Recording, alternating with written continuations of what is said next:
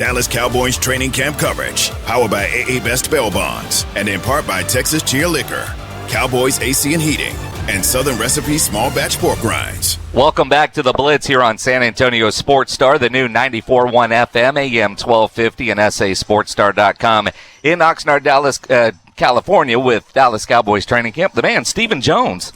Well, it's great to be on, guys, and certainly great to be in Oxnard. What a beautiful day, and talking back to my house at home, my wife, and another 100-degree day in Dallas that I'm missing, so it doesn't get any better than that. You know, the Jones family always seems very happy and excited to get out here to Oxnard every year. Well, it is. It's just a great opportunity to get to bring the guys out here, bring our organization, bring our staff, where everybody can just focus on football. Obviously, everybody has their day-to-day distractions, whether it's families, whether it's girlfriends, friends. This allows them to get out here, focus on getting this season started, and I think it's why we do it every year. I think it's a great way to get our season started. Mm-hmm. Well, and Stephen, yesterday, first day in pads, first real big injury. What's the latest on Washington? Well, it's unfortunate, but he did fracture his foot, and he's going to probably be looking at an 8 to 10 week injury on that, and certainly something that we've got to deal with. I mean, he was an experienced receiver that we had brought in here, veteran type, and we're always looking to improve our roster, but certainly we'll continue to look even harder in terms of, a veteran guy who might be able to come in. It's a, nice little balancing act in terms of getting some of these young guys opportunities. We've got some young guys doing some good things out there. I mean, Tolbert leading the way, getting so comfortable with him as a starter type in our lineup. But we know we're not going to have Gallup early. CeeDee Lamb had an amazing day. But then one of the guys who's really stepping up with his chances is Noah Brown, is just consistent as hell out there. And then, then you got your younger group, guys like Simi and Houston and Vasher out there that are trying to get noticed too. So it's a good group of guys, but at the same time, we also know how important veterans can be, who know how to play the game, that can help Dak out, when you're in a pinch out there. When do you make that call, Stephen? How long in training camp do you decide, well, Noah Brown can get it done, we don't need to go out and get somebody? Is there a certain time where you decide we're either going to go with this group or try to get somebody else in here? Yeah, I think it is. I mean, we watch these guys, and, some of these veteran guys, they've kind of figured out the game now. Some of them want to wait and miss they're not in a hurry to come into a camp just yet. And then you got some who have injuries who aren't 100% yet, that are wanting to be 100% when they come in here for a tryout and a workout. So, that's just part of the game. In the meantime, these young guys are getting a lot of opportunities out here. All right, you talk about young guys. There's one, Dennis Houston, you just mentioned. Yes. He's from San Antonio. Yes. And I believe it's in the contract somewhere. You got to have a San Antonio guy on the roster, well, we right? got to have it. I got to pull for my guy, right? Well, this guy's got an opportunity here, and he's doing everything the right way, and he's making plays. And, one of the most important things is to have number 4 like you. And he certainly got his attention, and he's doing a lot of good things out there. When you look at what happened and transpired over the offseason, I know you guys deal with this quite a bit because we as fans, Stephen, we know everything and we know what's best for the Dallas Cowboys. Absolutely. Of course we love passion. We love our fans to have passion. What did you guys look at in the offseason? Because obviously there were some losses. There was a couple of gains. I mean, what goes into an offseason and how you decide you kind of like to stay pat, if that's the right word for it, or move forward and be aggressive? Well, one of the things, you decide, hey, are we going to put it all on one player? Are we going to spread it around? One of the things that happens with the Randy Gregory, when you make that final decision not to move forward with Randy, it allowed us to be more aggressive and save Dorrance Armstrong, who's a young, up-and-coming guy. If you look at his production, I think he played about half the plays and similar production. Then we were able to go out and get a Fowler, who Dan's very familiar with.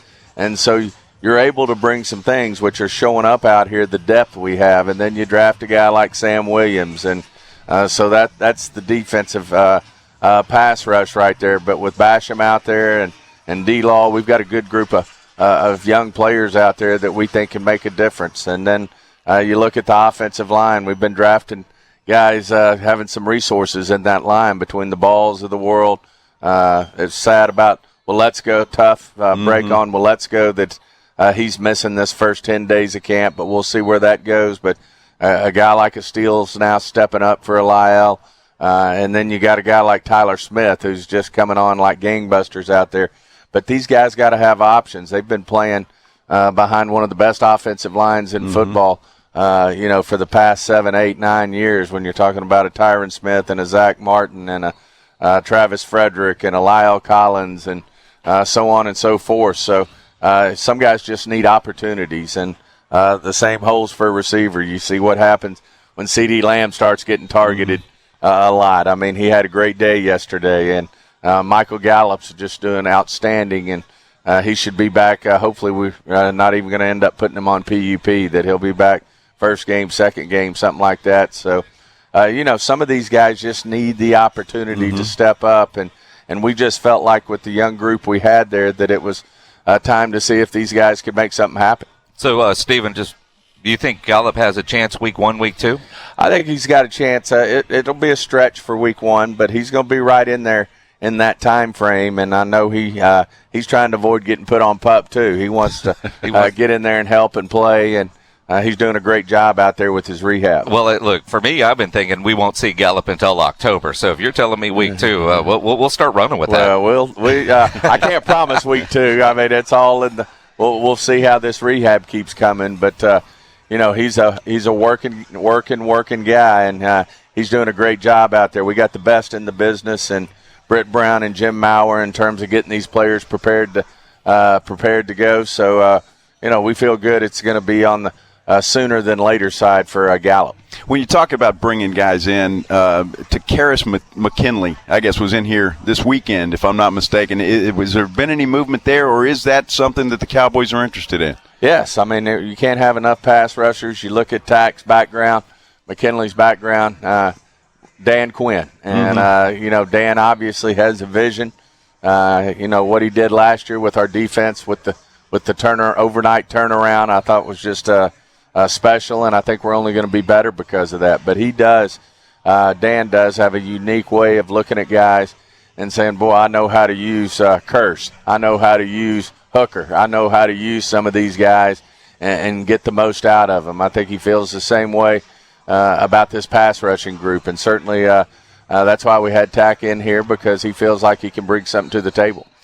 When you look at Dan Quinn, everybody we talk to, Stephen, on the defensive side of the football just is in love with this guy, and seems like they'd run through a wall for him. What is it about Dan Quinn, the relationship that he has with his players? Sometimes he uses the word superpower, and with his players, what's Tack McKinley's superpower? What is Sam Williams' superpower?